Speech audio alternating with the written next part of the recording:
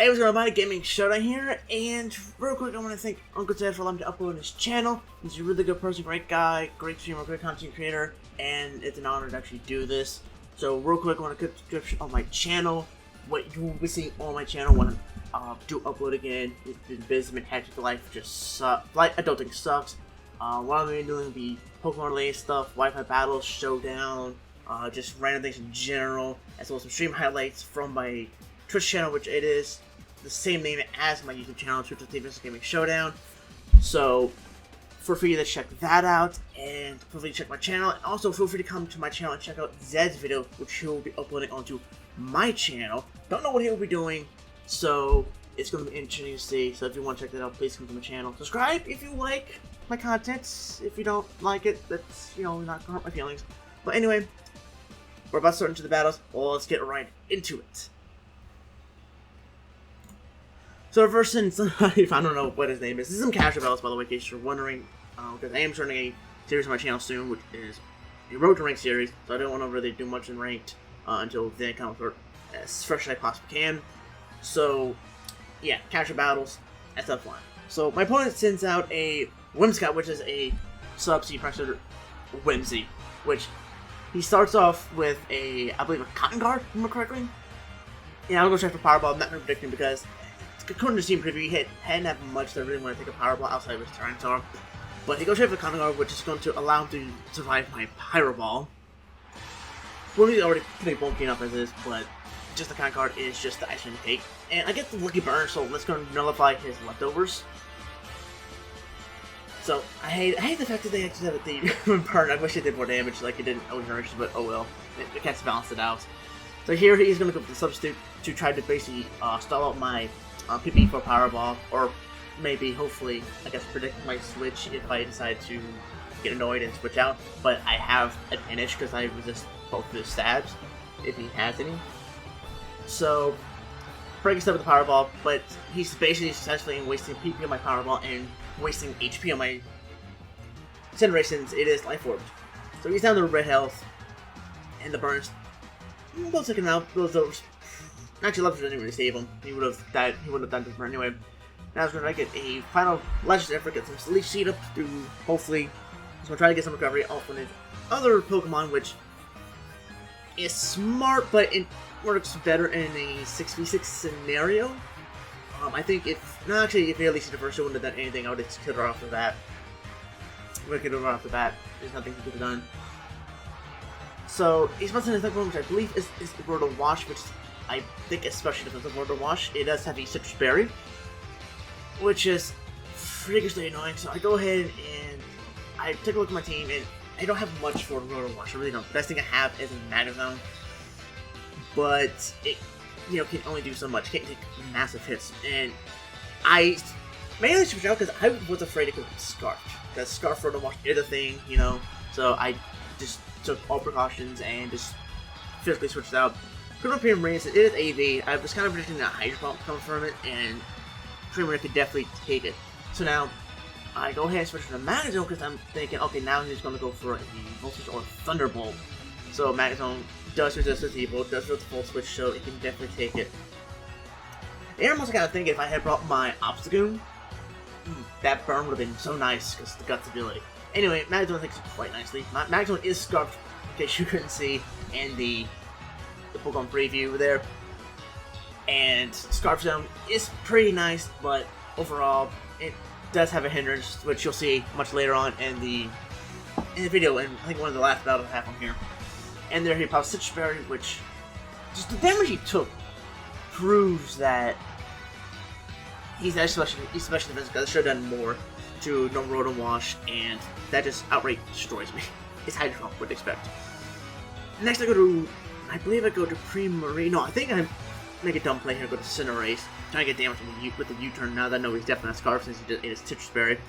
But hindsight, I really should have gone to the Primarinas first, because that way he would not have Dynamaxed, or if he did, I could have Dynamaxed Primarina and got a little more damage off on it. I don't know what would have been better, but it does get free damage off on it.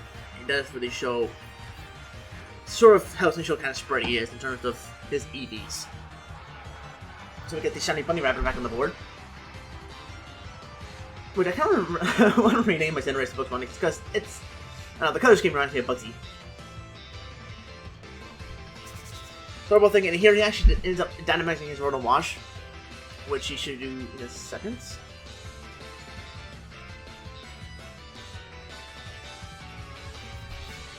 And here goes the dynamic Rotom Wash, basically trying to get boost his HP so I don't end up potentially taking it out, because I'm kind of curious how much HP he definitely lost the U-turn, since I do get stabbed thanks to Libero, making me a Bucket Pokemon, which is really, really useful. So I know he's either gonna go. I feel like he's gonna go into his Max Geyser. He's going to Max Geyser since I do have a Fire type board, and I guess maybe he. In that way, also, if I do end up Dynamaxing my Cinderace, it will pretty much one-shot it. But I took the major gamble and hoping he didn't go for Max Lightning, which he didn't. So that does give Primarina an extra turn to live. And 80 Primarina is really, really no joke. But I am actually, here's the thing, I'm Max Special Attack, Modest Primarina. So this really shows how broken in the special defense this Rotom Wash is. So I think he pretty much is going to survive a max Starfall from a modest max special attack Primarina. Which Primarina has like, I think what, base 125 special attack, I believe. And we do live at 14 HP, which I knew to live. I knew I would live. Primarina is too bulky, and this Assault Vest just makes it even more bulkier. So we're gonna max off, or at least get that stab, and it doesn't take it out. As you can see, it's just too specially bulky. I'm not too 100% it's EV spread, but it definitely has quite a bit of special defense. Here, I'm just gonna go ahead and stack all my Primaries. Why the hell? This is why not? Just go ahead and do it. Just let it die. Saving it would be pointless. It's probably not gonna be anything that burns. Gonna kill it, and I need my Cinderace for the last Pokemon. And I don't know why he goes to the Hydro Pump. Personally, they're gonna like not Hydro Pump the max, but it didn't matter though. I guess it's just style points. Like, yeah, but it's a effective move. We've all done that before, but don't lie. Anybody play Pokemon's just been cocky. I'm like, yeah, I'm gonna hit you super effective, not very effective move.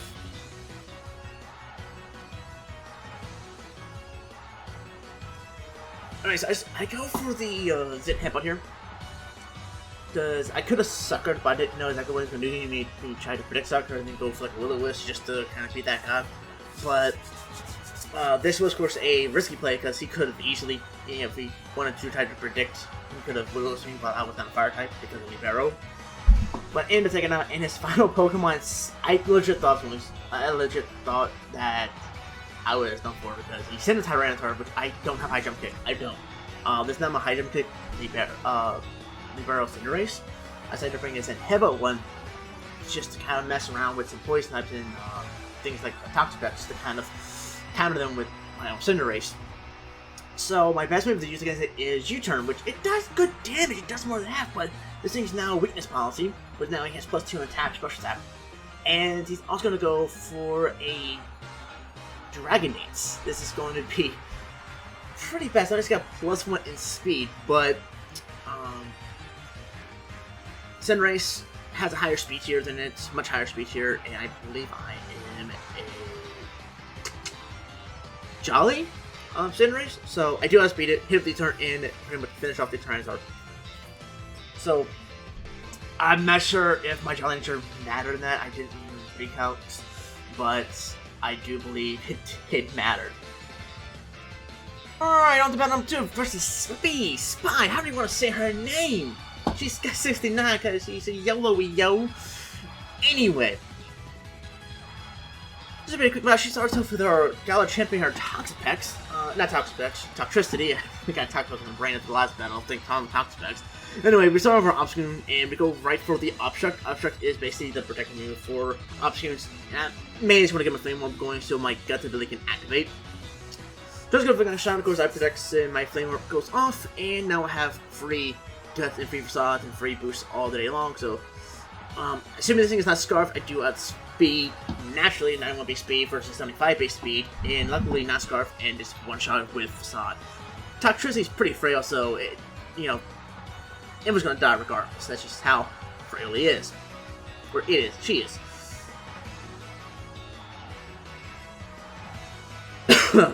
So next she's gonna send out her Savali. I think that's either water or flying.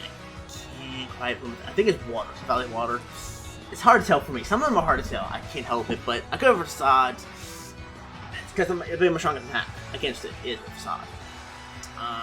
Multi-attack is going to take me out. I'm now down below half, but another Facade will finish off the Savali.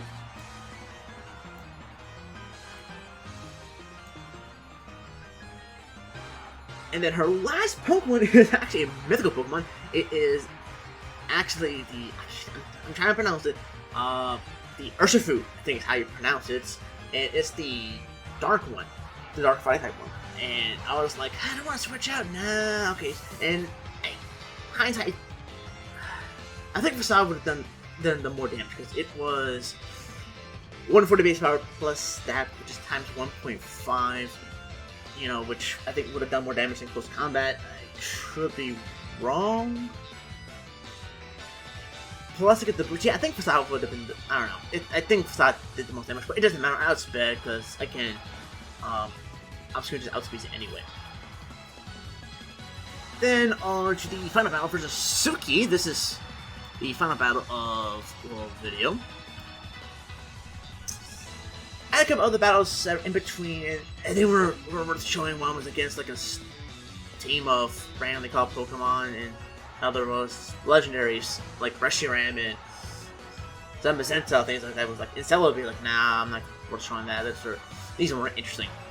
Now, I'm not gonna say real quick, I'm not the best battle in the world. I'm really not. So just fair warning, I'm getting back into it because I haven't really done competitive Pokemon for like an entire generation, and I'm just starting in Gen 8. So after being gone to like 6th Gen, so I'm relearning things.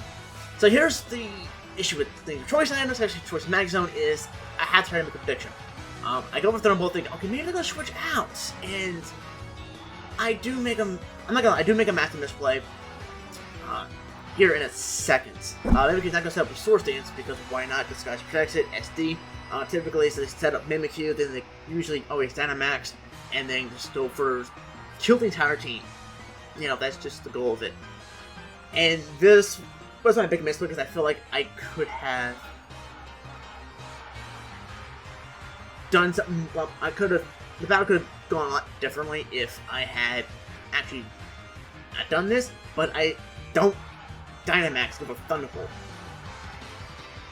Because, I'm locked into Thunderbolt without being Dynamax, and if I Dynamax, I would have been not locked into my choice item, and I could have maxed Steel Spike and probably killed the Mimikyu. So now we're in a pickle position, but we do have Cinderace, which does, again, have a higher speed tier than pretty much a lot of the Pokemon you'll see, unless they're Scarfed. Mimikyu has a base speed tier of, like, what, 97, I think? Cinderace is either 114 or 116. Cinderace is fast, and Mimikyu is really, really fast, but not close to the Cinderace speed. So here, I'm just going to go and head and Gigantamax my Cinderace. So we kick some balls around, all the balls. And here I was so thinking in my head, like, oh, if Mimikyu is somehow faster than my Cinderace, then I just pretty much lose.